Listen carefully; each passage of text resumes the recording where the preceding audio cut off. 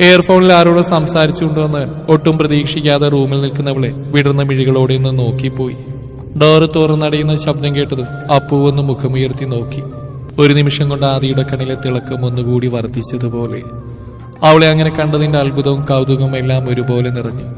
ഇമകൾ ശിമാൻ പോലും മറന്നുകൊണ്ട് കരിയെഴുതി അവളുടെ മിഴികളിലേക്ക് ഉറ്റു നോക്കിയവൻ. I will call you later. ഇപ്പുറം കോളിലുള്ള ആളെന്തോ പറഞ്ഞു തുടങ്ങിയതും മറ്റൊന്നും പറയാൻ നിൽക്കാതെ കോൾ ഡിസ്കണക്ട് ചെയ്തവൻ. ചായ വേണ്ട ആദിയേട്ടാ?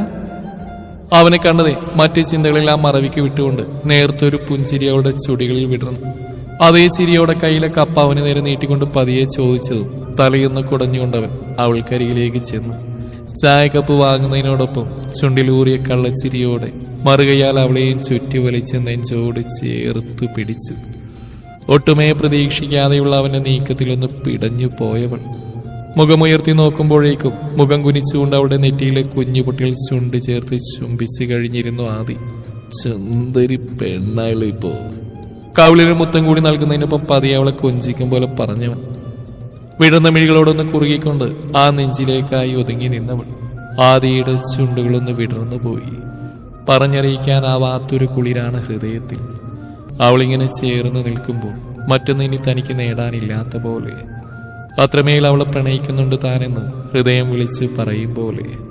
കുറച്ചു സമയം കടന്നുപോയതും എന്തോ ഓർത്ത പോലെ വിടർന്ന മിഴികളോടെ അവളുടെ മുഖത്തേക്ക് നോക്കിയവൻ. അപ്പു, എനിക്ക് വേണ്ടിയല്ലേ? നേർത്തൊരു ചിരിയോട് ആദ്യത് ചോദിക്കുമ്പോൾ മറുപടി ഏതുമില്ലാതെ മുഖം കുനിച്ച് അവനിൽ നിന്ന് പതിയെ അകന്ന് നിന്നവൾ. എന്തോ ആ നോട്ടവും ചോദ്യവുമെല്ലാം പേരറിയാത്തൊരു വിറയിൽ ഉടലിൽ നിറക്കുന്ന പോലെ. പറയേണ്ട കിളിക്കുഞ്ഞേ, ഇത്രയും സുന്ദരിയായിട്ട് വന്നത് ഞാൻ കാണാൻ വേണ്ടി മാത്രമല്ലേ? ആദി വീണ്ടും പതിയെ ചോദിച്ചുകൊണ്ട് അവൾക്കരികിലേക്ക് ചുവടുവെച്ചതും പെണ്ണിന്റെ കാലുകളും പുറകിലേക്ക് ചലിച്ചു. ഒന്ന് പറയൂ പെണ്ണേ. ഇരുവരുടെയും നടത്തം തുടരവേ അവളുടെ പുറം വാതിൽ തട്ടി നിന്നു ആദിയുടെ ചിരിയുടെ മാറ്റുകൂടി. ഇരു കൈകൾ അവൾക്ക് ഇരുവശവുമായി വെച്ചുകൊണ്ട് അവൻ മുഖം കുനിച്ചതും നാണത്തിൽ പൊതിഞ്ഞൊരു പുഞ്ചിരിയോടെ മുഖമൊന്ന് ഉയർത്തി നോക്കി മീര. പറയപ്പൂ, എനിക്ക് വേണ്ടിയല്ലേ? ഉത്തരം കിട്ടാതെ അവൻ മാറില്ലെന്ന് മനസ്സിലായതും പതിയെ, അത്രയും പതിയൊന്ന് മൂളിയവൻ. ആദിയുടെ മിഴികളൊന്ന് തിളങ്ങി. എന്ത് ചെയ്യലാന്നറിയോ നിന്നെ ഇങ്ങനെ കാണാൻ? വീണ്ടും ആ സ്വരം പതിയെ കാതിൽ പതിച്ചതും ഉള്ളമൊന്ന് കുളിർന്നു പോയ അവളുടെ ശ്വാസം വിലങ്ങുന്ന പോലെ. അവൻ കൊഞ്ചിക്കുമ്പോഴും പുന്നാരിക്കുമ്പോഴും ഒന്നും തോന്നാത്ത എന്തോ ഒന്ന്. എന്നെ നോക്ക്. ആദി പറഞ്ഞതും പിടയുന്ന മിഴികളൊന്ന് ഉയർത്തി നോക്കിയവൾ. അവനുള്ളം തറഞ്ഞു കയറുന്ന പോലൊരു നോട്ടം. അടുത്ത നിമിഷം മുഖമൊന്ന് താഴ്ത്തി ആദി അവളുടെ വിറയാർന്ന അധരങ്ങളെ പൊതിഞ്ഞു. പകപ്പോടെ ആദിയുടെ ഷർട്ടിൽ മുറുകെ പിടിച്ചുപോയവൾ. ഇരുതളങ്ങളെയും നോവിക്കാതെ അവൻ മാറി മാറി നുണഞ്ഞു തുടങ്ങിയതും ഏതോ ഒരു അനുഭൂതിയിലേങ്ങിക്കൊണ്ട് അവനിലേക്കായി ഒട്ടിച്ചേർന്നു പോയിരുന്നു മീര. മിഴികൾ കൂമ്പി അടച്ച് വിരലുകളാൽ അവളുടെ കുഞ്ഞു കവളിനെ പൊതിഞ്ഞു പിടിച്ച് അത്രയും ആഗ്രഹത്തോടെ ആദരങ്ങളുടെ രുചി വീണ്ടും അറിഞ്ഞവൻ. ശരീരമൊന്നാകെ കുഴഞ്ഞു പോവുന്ന പോലെ, ഒരു തൂവൽ പോലെ വാനിൽ ഉയർന്ന പോലെ. ചുംബനത്തിന്റെ തീവ്രത ഏറി തുടങ്ങിയതും അടഞ്ഞ വാതിൽ തട്ടിക്കൊണ്ടുള്ള അജുവിന്റെ വിളി വന്നിരുന്നു. അല്ലെങ്കിലും വല്ലാത്തൊരു ടൈമിംഗ് ആണ് അജുവിന്. പെണ്ണിന്റെ കീഴ്ചുണ്ടിനെ ഒന്നുകൂടി നുണഞ്ഞു വിട്ടുകൊണ്ട് ആദ്യം അവളെ നോക്കി. ഡോറിൽ ചാരി നിന്ന് കിതക്കുകയാണ് അവൾ. ചുവന്ന് പോയിട്ടുണ്ടാകെ അതിരങ്ങളിൽ നേരത്തൊരു തുടിപ്പ് പോലെ. താൻ പൊതിഞ്ഞു പിടിച്ച കവിളുകളിലും വിരൽപ്പാടുകളാണ്. ഒരു നിമിഷം ആദ്യം ഒന്ന് നിശ്വസിച്ചു പോയി. ഞാനൊന്ന് തൊടുമ്പോഴേക്ക് ഇങ്ങനെ പാട് വീണുപോയാ എന്തു ചെയ്യോ പൂ? കുഞ്ഞു കവളിൽ പതിയെ തഴുകിക്കൊണ്ട് അവൻ ചോദിച്ചതും നേർത്തൊരു പുഞ്ചിരിയായിരുന്നു അവളിൽ. ആദിയുടെ ഹൃദയം ഇപ്പോൾ പൊട്ടുമെന്ന പോലെയൊന്ന് മിടിച്ചു. പെണ്ണിന്റെ ചിരിയും ആ നോട്ടവും. എനിക്ക് ഭ്രാന്ത് പിടിച്ചു പോവാപ്പൂ. നീ ഇങ്ങനൊക്കെ നിന്ന് തന്നാലേ. നിന്റെ ആദ്യമായിട്ട് നല്ലവനല്ല, നിന്റെ മുന്നിൽ ഒട്ടുമല്ല.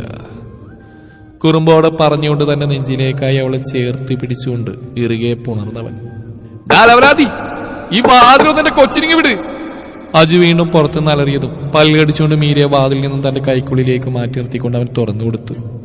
എന്താണെന്ന് എനിക്ക് വേണ്ടത്? കുറെ നേരായി. ആദ്യം ഒച്ചയെടുത്തത് അജുവിന്റെ നോട്ടം ചെന്ന് മീരയിലാണ്. ഭയത്തോടെ ആദ്യം നോക്കിയാണ് പെണ്ണ്. അജുവിന്റെ നോട്ടം കണ്ടതും ആദ്യം മുഖം കുനിച്ച് അവളെ നോക്കി. പേടിയോടെ തന്നെ നോക്കുന്നവൾ. അവളുടെ നിറഞ്ഞ മിഴികൾ കാണെ ആദി സ്വയം പഴിച്ചുപോയി. അത്രയും പേടിയാണ് അവൾക്ക് ഈ ദേഷ്യവും ശബ്ദവുമില്ല. അതിനു പിന്നിൽ അത്രയും തീവ്രമായൊരു കാരണവും ഉണ്ടാവുമെന്ന് ഉറപ്പാണ്. ദേഷ്യപ്പെടില്ല ആദ്യേട്ടാ, മീര വിതുമ്പിക്കൊണ്ട് പറഞ്ഞതും അജു ആദ്യം ഒരുപോലെ ചിരിച്ചു പോയിരുന്നു. ഇല്ലടാ, ആദ്യേട്ടൻ ദേഷ്യപ്പെടില്ല. പോരെ. നെറുകയിലൊന്ന് ചുണ്ട് ചേർത്തുകൊണ്ട് ആദ്യം പറഞ്ഞതും അജു ഒരു ചിരിയോടെ എല്ലാവരെയും നോക്കി. അടുത്ത നിമിഷം എല്ലാം കണ്ടും കേട്ടും കിളിപാറിയതുപോലെ നിൽക്കുന്ന അഗ്നിയെ കാണെ അജുവിന്റെ ചിരി സ്വിച്ചിട്ടതുപോലെ നിൽക്കുകയും ചെയ്തു.